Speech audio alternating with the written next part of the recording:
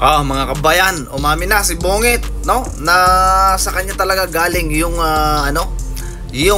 message na wag nang i-impeach, no? Wag nang mag-file ng impeachment.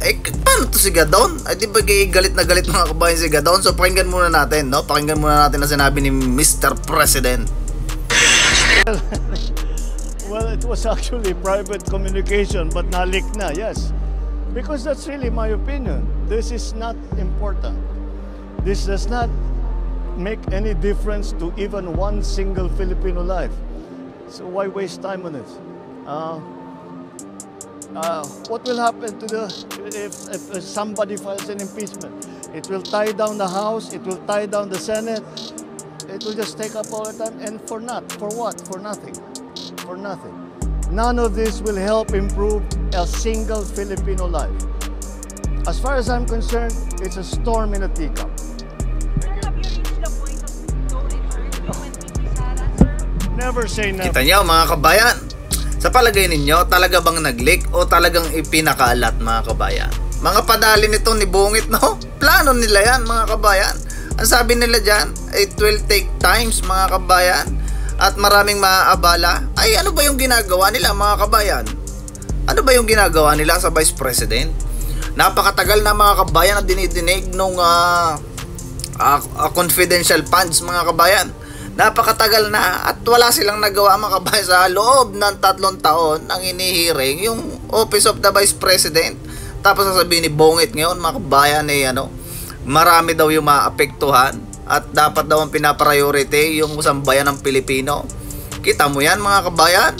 Ganyan kalupit magpaliwanag ang ating presidente. At anyway mga kabayan, merong pahayag ang ombudsman, ano? So pakinggan din natin mga kabayan ang sinabi ng ombudsman.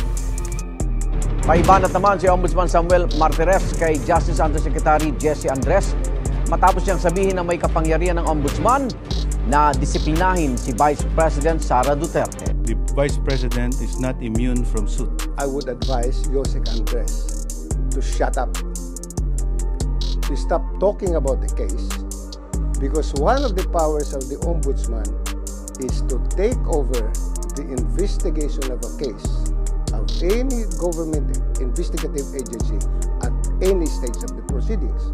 Nagsalita nitong Lunes si Undersecretary Andres kasunod ng pagmumura at pagbabanta umano ng bisa sa Pangulo, First Lady at sa House Speaker. Sabi ni Ombudsman Martires, iimbestigahan lang nila si VP Duterte kung may nilabag siya bilang Vice President. Sa ngayon daw, wala silang nakikitang dapat aksyonan. Sinisika pa ng GMA Integrated News. Kita mo mga kabayan, ha? So palpal si Andres, no? Sa ombudsman. Totoo naman talaga mga kabayan. Dapat talaga nag-iimbestiga ang ombudsman. Kaso itong mga kasi mga kabayan, siyempre nagpapalakas, nagmamagaling, utos ng Malacanang, ano pa? Di ba ganyan naman talaga mga kabayan. Kung sino yung nasa pwesto, yun yung pakikinggan mo at hindi ka mawalan ng trabaho. Siyempre ganun talaga yon mga kabayan. Kita ninyo yan. Kita nyo si Lisa Tanas mga kabayan. May mensahe. Pakinggan natin mga kabayan ang mensahe ni Lisa Tanas. Thank you for everything you've done for me, my family, for my husband. Sama-sama tayo, babago muli. Kita ninyo? Gusto niya na magpayaman mga kabayan, maging milyonaryo. Sa palagay ninyo kaya naging milyonaryo na mga kabayan? Tingin ko'y milyonaryo na. Baka nga bilyonaryo pa mga kabayan sa dami ng perang nawawala. Kawawa ang Pilipino mga kabayan. Nakakaawa ang Pilipino. Kaya may mga kabayan, mayroon na nagmimensahe, no? Ito mga kabayan, ito ay message, no? Ng isang man's in uniform na naiipit na sila at ayaw nila yung ginagawa nila. Dahil lamang mga kabayan sa tungkulin. So basahin natin mga kabayan ang text na to at ilalagay ko na rin dyan. Ayaw nito mga kabayan na ipakita yung kanyang identity, no? Kasi siyempre nga naman mga kabayan, mawawalan ng trabaho, no? Ang sabi niya dito, ma'am, ayaw man po namin sa nangyayari kay Madam BP, wala po kaming magagawa, napipilitan lang po kami mag-comply lalo na sa mga bullshit. Kita mo? Ito mga kabayan, marami talaga mga kabayan na nagsasabi na talagang bullshit ang administrasyon mga kabayan. Ito pa, kung mabasa ninyo man po ito, I am a member of law enforcement po, please hide my identity. O tama yan mga kabayan, i-hide natin yung identity kasi alam nyo naman mga kabayan, pinag-iinitan ang mga men's in uniform pagka hindi sumusunod at nakikisali sa politika mga kabayan. Sabi nga ni Browner, mag-resign na lang kayo kung kayo sasali sa politika. No? Ganyan mga kabayan ang sinabi ni Browner. At ito pa mga kabayan, maraming salamat po. Ipit na ang ibang kapulisan. Nakakalungkot lang may sinumpaan kaming kahit gusto namin manindigan. Salamat po sa inyo.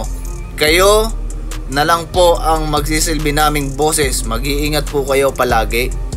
Kita mo yan mga kabayan. Wala silang magawa dahil nga mga kabayan, dinay sa mga ganid na nasa posisyon ngayon. Kita ninyo, pati yung ating man's in uniform na iipit sa nangyayari. Kitang-kita naman mga kabayan. Wala silang magagawa, lalo na mga kabayan yung nasa low level. 'Di ba? Siyempre, utos ng superior 'yan. Kailangan nyo sumunod. Kahit labag sa kalooban ninyo, kailangan nyo sundin. At sa hirap ngayon mga kabayan na humanap ng matinong trabaho, maayos na sweldo, ganyan nila mga kabayan ipitin. Lalong-lalo na ang ating mga kababayan naghihirap. No mga kabayan? Kasi habang kayo ay naghihirap or habang tayo naghihirap mga kabayan, sa kanila tayo aasa. So syempre sila nagmumukhang anghel mga kabayan. Kaya dapat gumising na tayo, no? Kahit sinabi ni Bongit na itigil, no? Ang pagpapail ng impeachment dahil si Castro, mga kabayan, kating-kati na ma-impeach, no? At saka si Trilileng. At saka yung mga nasa Congress, kailangan ninyo mag-comply, ha? Kailangan ninyo sumunod sa inutos ng presidente. Pero tayo mga kabayan, tuloy ang ating pakikibaka dito, no? Tuloy yung ating mga dapat na ipakita na talagang sala na mga kabayan. Kita nyo, walang nagdidinig dyan sa mga nawawalang pera ng bayan. Hindi natin nakikita kung saan ba napunta yon. Bilyon-bilyon mga kabayan ang nawawala, no? So ayun, maraming salamat sa inyong pagsubaybay dito sa ating channel. At tuloy lang tayo mga kabayan. Huwag kayong bibitaw dahil para sa bansa natin yan mga kabayan. Dahil nakakahiya na ang bansa natin.